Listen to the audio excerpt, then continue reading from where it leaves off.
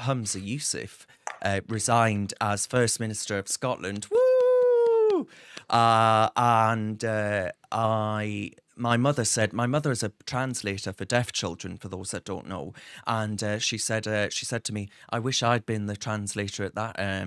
At that event, because that's what this woman's doing next to him, and he basically starts to cry at one point, right? He starts to cry in this speech, fake tears, a single tear rolling slowly down the face, and he turns and he says he loves his children, blah blah blah, and he says he never thought when he was young that someone like him would end up in office. And I said, yeah, and mate, no one in bloody Scotland thought they'd end up with someone so useless as well. So I don't think that's got anything to do with your skin color. It's just that you're a virtue signaling clown.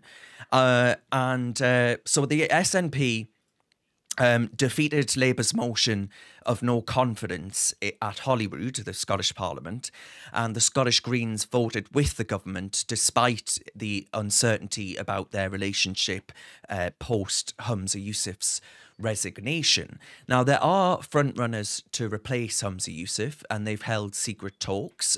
John Swinney, who's a sort of veteran of the SNP, and Kate Forbes, who is someone on the Christian right of the party, and they've held talks to try and avoid basically allowing a toxic debate to take hold within the SNP during this leadership election. And the Scottish Sun reported that Kate Forbes did not rule out accepting a senior position within a Swinney government. However, no agreement was actually reached. I would like to see her go for it herself, to be honest. I actually, not being tribal at all for a moment, but I think she would be a good candidate. She'd certainly be a breath of fresh air from Humza Yousaf. And John Swinney, he's surely too interlinked with the Alex Salmond and the Nicola Sturgeon years. Yeah, and Kate's very popular. Kate Forbes is very, very popular up in Scotland. And let's not forget that when she last stood for leader, she was by far the most popular candidate with the Scottish public by a million miles. And once again, the SNP, as it clings on to its lefty sort of credentials, was basically ignored that poll and said, no, let's put the most unpopular candidate forward because he continues Nicola Sturgeon's legacy, so to speak, of moving to the left. I'll remind the audience here, I mean, I lived in Scotland for a couple of years, and part of my time up there was spent in Aberdeen, and part of my time was spent on the IndieRef, the independence campaign. And I will tell you how shocked I was to find how many people who vote for the SNP who are what you call tartan Tories. They are conservative independence voters. They want an independent Scotland, but they want it to be conservative. I even had potential SNP candidates telling me, once we get independence, we're going to take over the party and move it to the right. And they all put this fake mask on to get to win their seats. It's really, really interesting dynamic. Scotland is a very conservative by nature country, and you just speak to the Scottish people to realise that. And she would be the only candidate they could put forward that would stop them losing in a landslide to Labour.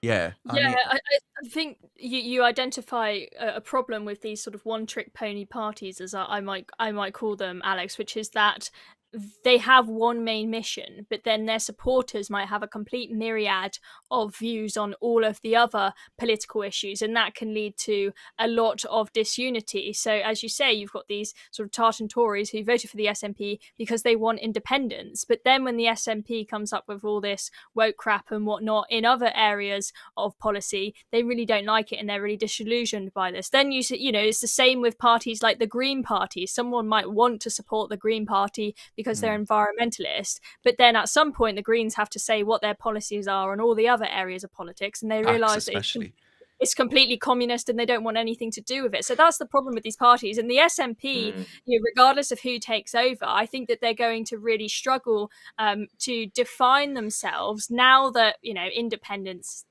issue it's dead, really. They're not going to get another chance at that. I highly doubt it. If they push for it, they'll look like fools. So what is their identity now? I think it's going to be quite hard for them to define that. I think the SNP will probably wither away unless one of these two is really, really strong and impressive. And one of the difficulties with, say Kate Forbes or John Swilly, whoever takes over, because they're taking over before the Westminster general election, where the SNP are expected to lose a lot of seats, they're going to have that tainting their image. They've resided over a failed election.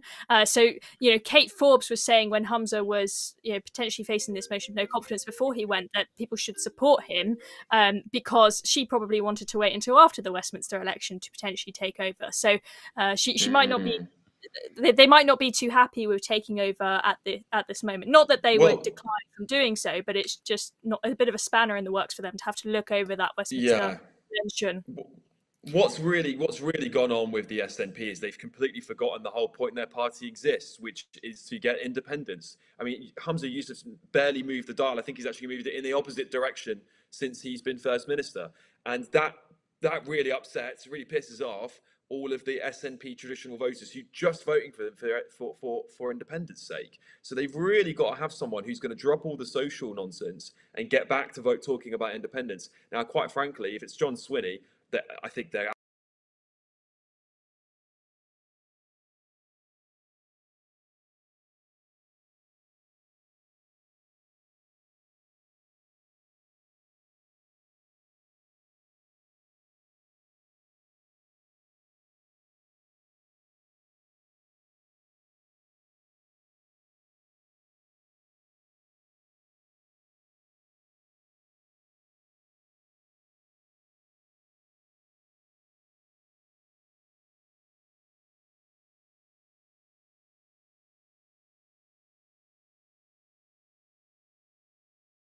modern history with the likes of Liz Truss.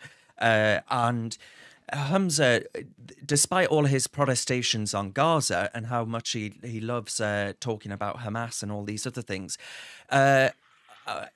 Scotland per head has not taken anywhere near as many of these migrants arriving illegally as England has been forced to. So whilst they purport to be these progressive vanguards of liberalism within the United Kingdom, despite the fact they want to leave it, it clearly isn't true in practice. It means in practice they're absolute hypocrites. Humza the hypocrite, Humza useless, has been Yousaf. I could go on and on and on. Can I just say that my final thoughts on Humza are the person that's going to replace him is, guess what? White. Yes, absolutely. Oh, he must be crying. You know what? Just on the migrants, I mean, Humza would probably quite like if all the migrants flooded into Scotland, because he thinks Scotland's too white. So you get a bit more of a, more of a colour mix if you did that. So maybe we should just take everyone that comes in on a small boat and just send them to Humza's house. He'd love it.